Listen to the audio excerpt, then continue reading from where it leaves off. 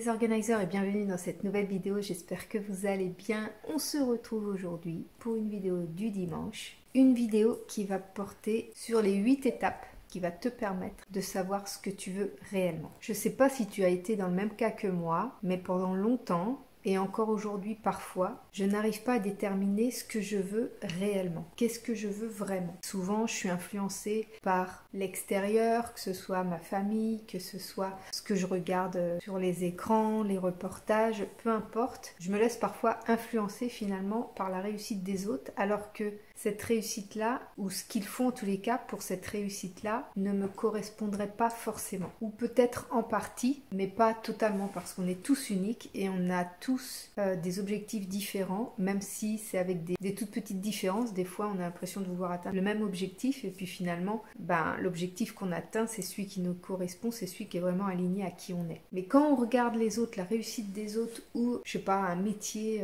que quelqu'un fait avec passion, que c'est vraiment son truc, etc., et qu'on se dit, ah purée, moi aussi, ça me plairait bien de le faire, mais il y a toujours quelque chose qui va nous freiner, parce qu'à un moment dans le processus, on va se rendre compte que finalement, ok, le métier en lui-même nous plaît, mais il y a plein de variantes autour qui ne nous correspondront peut-être pas, tout simplement parce qu'on n'a pas le même tempérament, on n'a pas le même vécu, on n'a pas les mêmes blessures, on n'a pas les mêmes croyances, etc. Et donc ça va un petit peu bloquer. Les désirs des autres ne sont pas nos désirs à nous. À partir du moment où la réussite des autres nous attire nous, il y a quand même des étapes à franchir pour savoir ce qu'on veut réellement. Qu'est-ce qui nous attire réellement dans ce qu'on a envie de créer. Donc c'est tout un processus d'introspection qui est parfois un peu complexe, et c'est pour ça que j'avais envie de te partager dans cette vidéo 8 étapes pour t'aider à savoir ce que tu veux vraiment. Alors ces 8 étapes vont vraiment se concentrer sur le recentrage, vraiment te recentrer sur toi pour savoir réellement ce que toi tu veux. Qu'est-ce que ça te fait à toi de penser à cet objectif, ou si tu n'as pas d'objectif,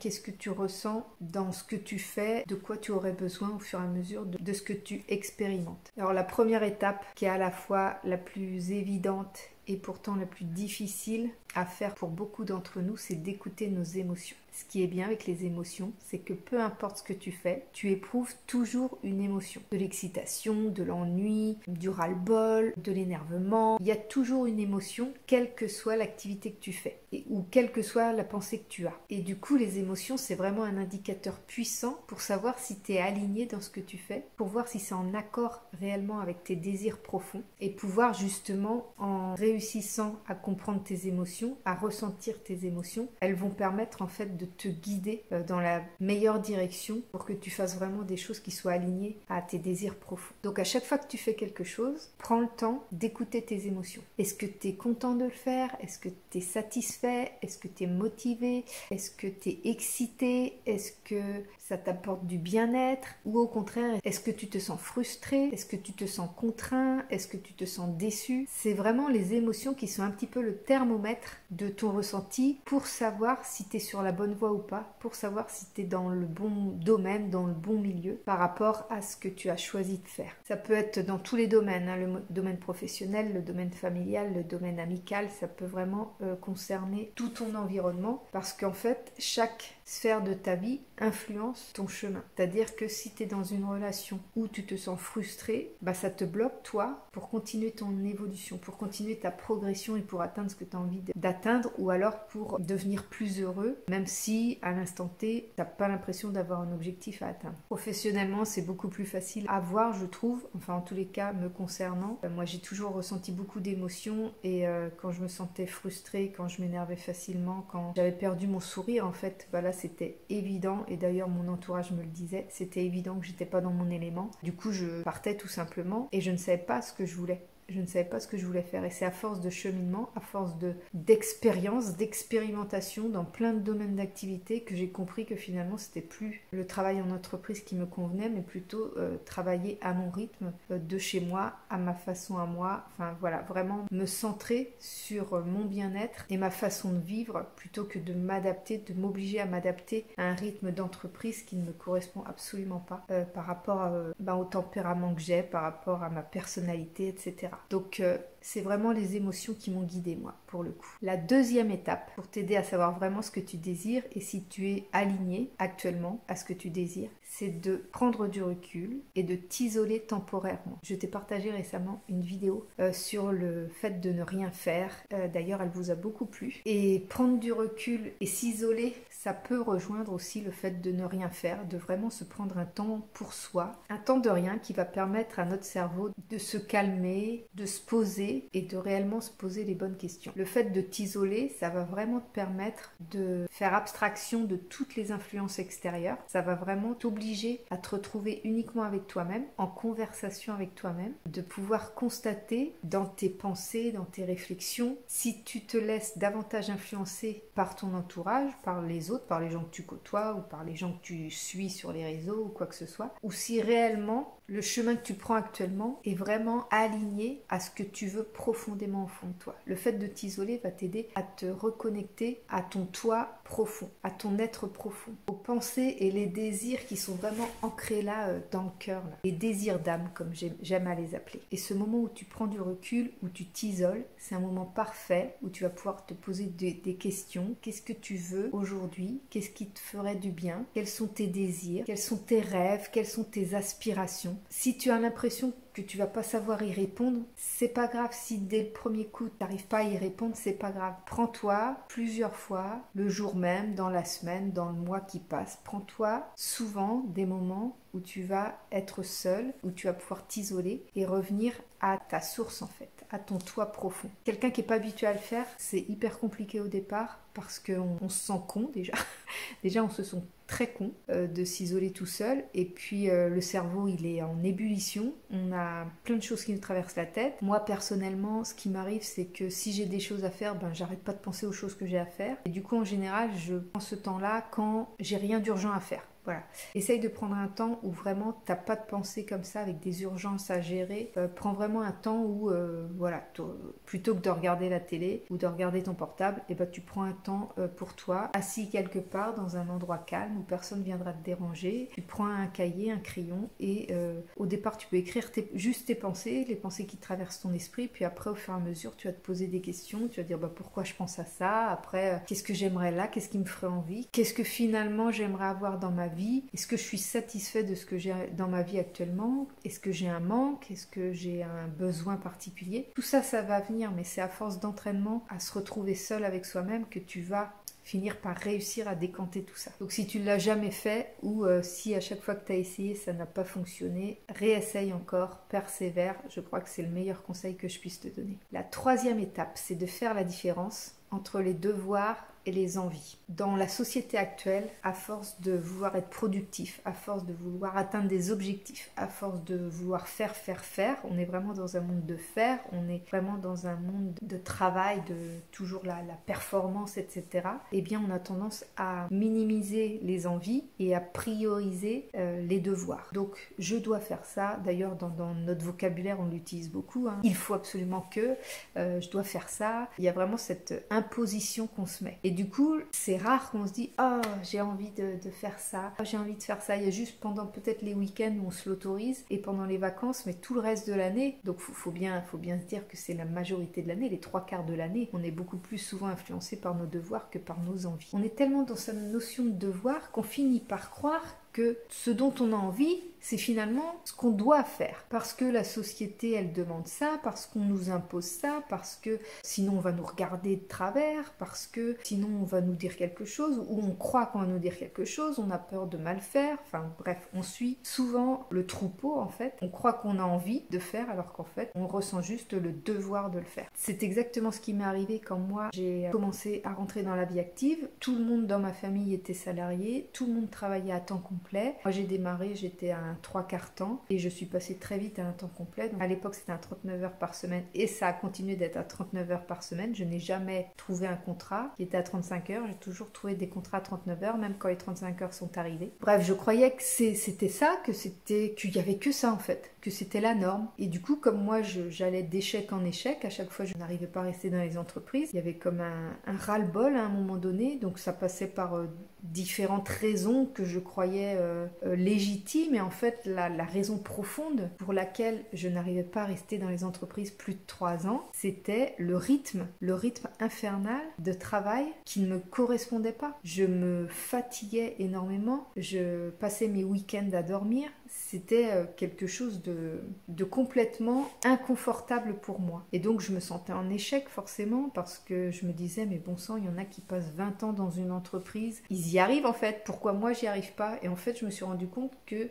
la première raison, c'est que c'est pas un rythme qui me convient. Et une autre raison, c'est que ma santé mentale est prioritaire pour moi. Et quand je me suis rendu compte, quand j'ai fait 2 dépressions à suivre, suivies d'un burn-out, ça a été vraiment la sonnette d'alarme pour me dire, Nelly, c'est plus une vie qui te correspond. Et du coup, j'ai basculé du devoir faire comme les autres parce que tout le monde le fait, à j'ai envie, moi, d'adapter ma vie à ce dont moi j'ai besoin et ce dont moi j'ai envie en fait. Ce qui m'appelle moi, ce qui est aligné avec moi. Et c'est pas évident de faire la bascule parce que quand on vit dans un environnement avec des personnes qui vivent toutes un peu la même vie, métro, boulot, dodo, on se sent un petit peu marginal. On se sent un petit peu en décalage avec tout ça et on se dit, je suis pas normal en fait. Je suis pas normal parce que moi j'arrive pas à faire comme tout le monde. Mais en fait, t'es tout à fait normal. T'es même plus normal que les autres parce que toi, tu prends soin de toi. Parce que toi, tu as décidé que ta santé était ta priorité. Parce que tous ces gens qui se forcent à aller au travail alors que ça leur convient pas, il y en a à qui ça convient et c'est parfait. Et je parle des personnes à qui ça ne convient pas mais qui persistent. Elles finissent souvent avec des maladies graves, des problèmes chroniques. Il n'y a aucune satisfaction à vivre une vie de souffrance comme ça. Et c'est vraiment ce que moi j'ai refusé. J'ai refusé de mettre ma santé en péril à cause de normes établies par la majorité. Donc voilà, la troisième étape, c'est vraiment faire la différence entre tes envies et tes devoirs. Et de finir par basculer vers tes envies, celles qui vont être beaucoup plus alignées et complètement alignées à ce dont tu as besoin et ce dont tu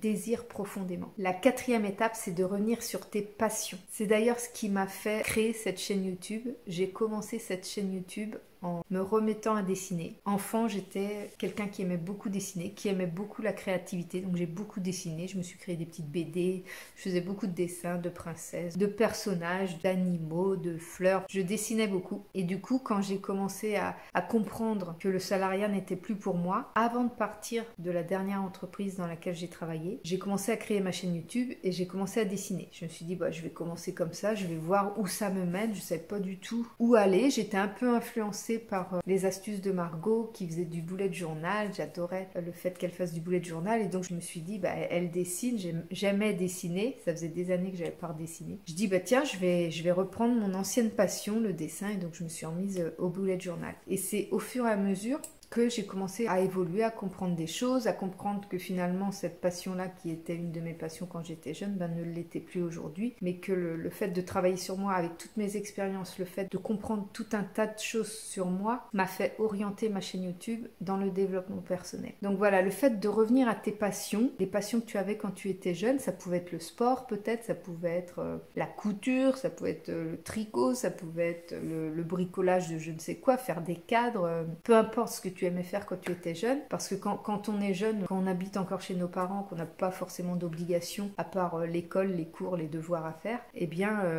on a quand même tout le temps de pouvoir créer tout un tas de choses. Moi je vois ma fille par exemple, elle est très créative, elle adore le bricolage, elle adore customiser des objets. Voilà, ça c'est vraiment sa passion depuis toute jeune, elle l'a toujours fait sur ses vêtements, sur ses objets, bref, et elle continue encore de temps en temps, un peu moins maintenant, mais elle fait des cosplays, donc elle prépare ses perruques, ses wigs, pas dire perruques, dans les cosplays. Et donc voilà, donc je me suis dit qu'est-ce que moi j'aimais faire, et j'aimais dessiner, donc c'est comme ça que j'ai commencé. Et maintenant tu vois, aujourd'hui j'ai plus de 6500 abonnés sur YouTube, j'en ai plus de 2000 sur TikTok, j'en ai plus de 800 sur Instagram, j'en ai plus de 400 maintenant sur Facebook, et je me suis orientée vers le développement personnel qui pourtant n'a rien à voir avec le dessin, mais c'est le dessin, ma passion, mon retour à cette passion-là qui m'a permis, durant les 5 ans depuis la création de cette chaîne, qui m'a permis d'arriver où j'en suis aujourd'hui et d'être de plus en plus alignée à qui je suis aujourd'hui. Donc je t'invite vraiment à revenir sur tes passions de jeunesse, comme elles vont te faire ressentir les émotions, on parle encore des émotions, mais comme elles vont te faire ressentir les émotions de l'époque où tu te sentais bien, où tu étais content de le faire, où il n'y avait pas de contraintes, il n'y avait rien, eh bien ça va te permettre de créer l'émotion en fait, surtout de créer l'émotion, et même si ça n'est plus ta passion aujourd'hui, ça va te permettre de trouver cette nouvelle passion, ça va te permettre de comprendre que ce sentiment, cette émotion que tu ressentais quand tu étais jeune pour cette passion, te fait ressentir la même émotion dans une autre activité ou dans une autre réalisation que tu fais aujourd'hui. C'est vraiment un travail de l'esprit, un processus en fait à suivre pour que ton esprit puisse réussir à t'orienter vers ce que tu désires profondément aujourd'hui. Alors la 5e étape dans ce processus, c'est d'écrire tes pensées. Ça c'est super puissant.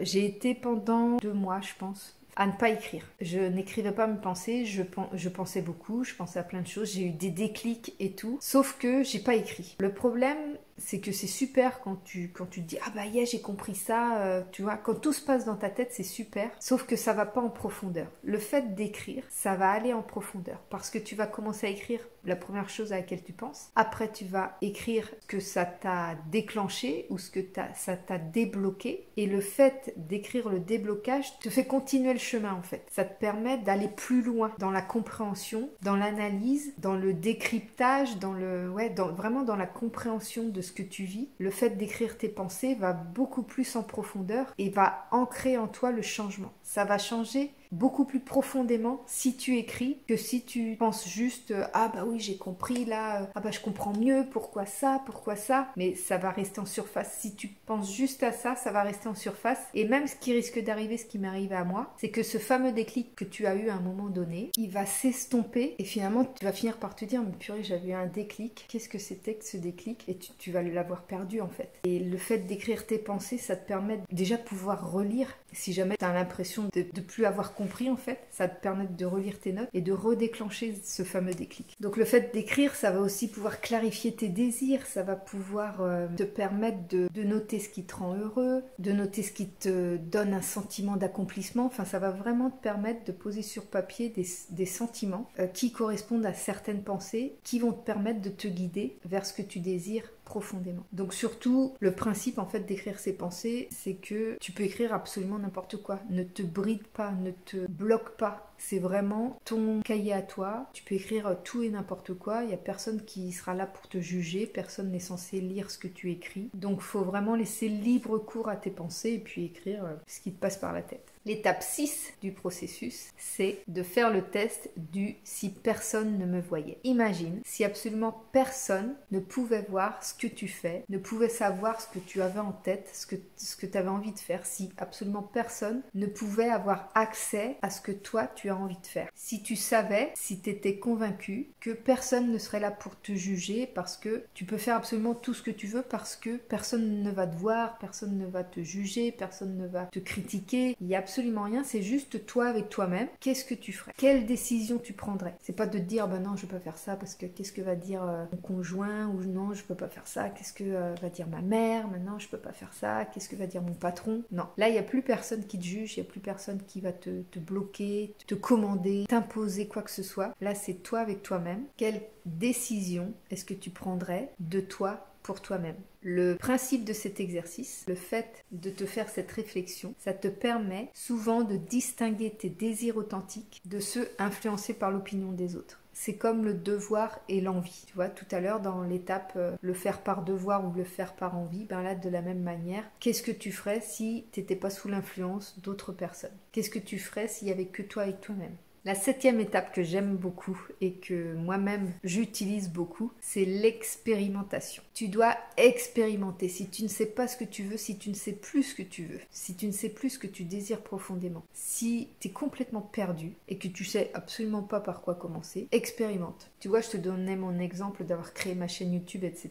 Il n'y a absolument rien qui pouvait laisser croire qu'aujourd'hui je serais là à te parler devant cette vidéo de développement personnel. Je suis partie de vidéos de dessin dans un bullet journal. Je suis partie de vidéos de ménage où je me filmais en train de repasser mon linge parce que j'aime bien l'organisation, j'aime bien le rangement, j'aime bien... Enfin voilà. À aucun moment, je pouvais savoir à ce moment-là que je me serais orientée vers le développement personnel et vers la loi de l'attraction. Donc c'est mon expérimentation, c'est mes différentes expérimentations qui m'ont permis aujourd'hui d'en être là où j'en suis et de proposer des accompagnements. Bon là pour l'instant j'en ai qu'un, mais il y en a d'autres qui sont sous couvert qui arrivent bientôt. Mais vraiment quand tu sais pas ce que tu veux, quand tu ne sais plus ce qui te ferait plaisir, quand tu ne sais plus ce qui te ferait du bien, eh ben expérimente, teste des trucs. Ça peut être des trucs pour ton bien-être, ça peut être des trucs pour le côté pro, ça peut être des trucs pour le côté perso, peu importe. Expérimente des choses, essaye des choses et en plus ça va te permettre de te connaître davantage. Je vois moi, il y a eu un été, j'adore m'amuser avec les enfants, enfin quand ils étaient plus jeunes parce que là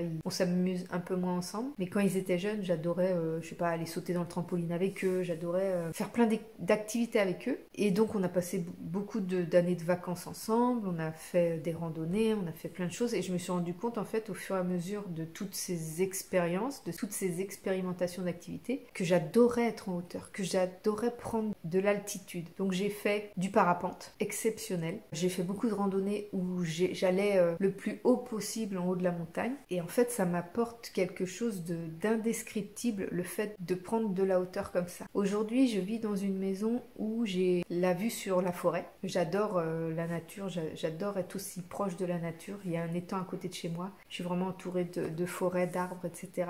Et depuis que j'ai expérimenté les montagnes, en fait, depuis que quasiment toutes mes vacances aujourd'hui ont un accès à la montagne, ont un accès en hauteur. Et je me rends compte que c'est vraiment un environnement qui me fait du bien, qui me ressource énormément. Et donc, si je n'étais jamais allée voyager, si j'avais jamais expérimenté la montagne, les randonnées, le parapente, si j'avais jamais fait ça, bah, je saurais pas aujourd'hui que là où je me sens le mieux, c'est en hauteur, c'est dans la montagne, c'est la nature certes, mais vraiment c'est être le plus haut possible en fait. Et je me dis que tu vois, cette maison je l'adore, mais l'environnement extérieur, même si je l'aime beaucoup, je sens que dans un futur plus ou moins proche, je sens que je me rapprocherai des montagnes. Il y a de grandes chances que je me rapprocherai des montagnes. Tout ça pour dire que si tu n'expérimentes pas, tu peux pas savoir ce que tu veux. C'est par l'expérimentation en fait qu'on se rend compte qu'il y a des choses qui nous appellent et d'autres choses pour lesquelles on ne se sent pas aligné. Mais il faut expérimenter. Et enfin, la 8e étape, c'est de faire confiance à ton intuition. Ton intuition, c'est ton meilleur guide. C'est ton intuition qui va te permettre de découvrir ce qui te correspond vraiment.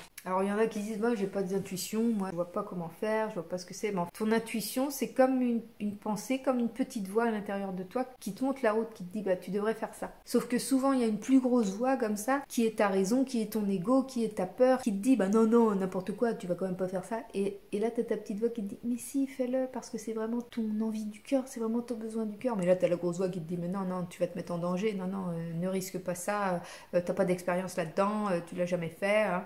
Mais si, vas-y, parce que ça te correspond vraiment, c'est vraiment ce que t'as envie. Tu vois un petit peu le truc. Donc, si t'es capable d'entendre la grosse voix, t'es capable d'entendre la petite voix. Sauf que elle est plus douce, elle est plus timide. Donc, écoute, fais taire la grosse voix et écoute la petite voix. C'est comme ça que moi, j'ai su distinguer mon intuition du reste. En fait, la grosse voix, ce qu'elle fait, c'est qu'elle te serre le cœur. La grosse voix, elle se ramène comme ça et puis elle est tellement agressive qu'elle te pince le cœur. Tu vois que c'est... Elle t'impose en fait, ça te serre le cœur. Tandis que l'intuition, elle est toute petite et là ça t'ouvre le cœur. T'as le cœur qui s'ouvre, quand l'intuition elle te parle, quand la petite voix elle te parle, t'as le cœur qui s'ouvre, t'es beaucoup plus léger. Mais t'as la grosse voix qui se ramène, qui te dit ah mais non, tu vas souffrir, tu vas risquer, tu vas...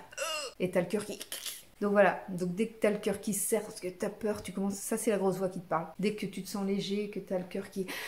un peu d'excitation, tout ça, ça c'est l'intuition. Si je peux t'aider comme ça à reconnaître intuition et raison, je pense que tu peux concentrer sur la petite voix plus que sur la grosse voix. Donc en appliquant toutes ces étapes, tu devrais pouvoir finir par savoir ce que tu veux réellement dans ta vie. Ce dont tu désires profondément dans ta vie. Ça va te permettre de te détacher de l'influence des autres, des obligations aussi, des devoirs, et ça va te permettre de vraiment revenir à toi et ce dont tu as besoin réellement. Comme d'habitude, je t'ai préparé un petit article qui récapitule toutes ces 8 étapes par écrit et je te mettrai un petit guide pour t'aider dans ce cheminement. Alors n'espère pas que ça se fasse du jour au lendemain, ça peut se faire si jamais tu es quelqu'un qui travaille déjà sur toi. Mais si tu es quelqu'un qui expérimente pour la première fois tout ça, ne crois pas que ça va être simple, ne crois pas que ça va se faire en 24 heures. Il faut du temps. Ça va peut-être être rapide, ça va peut-être demander qu'une semaine ou 15 jours, ça va peut-être demander un mois ou deux, ça va peut-être demander une année. Ça dépend complètement des barrières que tu as, des croyances que tu as, des blessures que tu as, de la foi que tu as en fait en la pratique de ces exercices, de ces étapes. Plus tu y crois, plus tu auras la foi que ça peut changer ta vie et plus tu changeras ta vie. Si tu te dis de toute façon ça sert à rien, c'est complètement nul, c'est complètement débile, bah ne commence même pas. Ça sert à rien parce que de toute façon tu n'iras pas jusqu'au bout. Donc soit tu es un bon sceptique et tu te dis bon ok je sais pas, voilà, je suis pas sûre, machin, et tu tentes et tu vas jusqu'au bout et tu fais le travail et tu vas prendre goût en fait à faire ce travail là parce que tu vas comprendre qu'en fait tes pensées elles font tout. Ou alors t'essayes même pas parce que pour toi tu as cette croyance que les pensées c'est rien du tout et que les pensées que tu as changeront pas. Mais ça c'est chacun qui voit. J'espère en tous les cas que tu feras ces exercices. N'hésite pas à me laisser un commentaire, me donner ton avis sur cette vidéo, me parler de toi, hein. Je suis toujours très ouverte à entendre les expériences des uns et des autres. Dans quoi tu t'es reconnu, dans quoi tu t'es pas reconnu. Si t'es pas encore abonné, abonne-toi, suis-moi sur mes autres réseaux sociaux. Et puis tu peux partager cette vidéo et la réécouter autant de fois que tu veux, elle est disponible sur YouTube. Voilà, je te fais des gros bisous et je te dis à très bientôt dans une prochaine vidéo. Salut!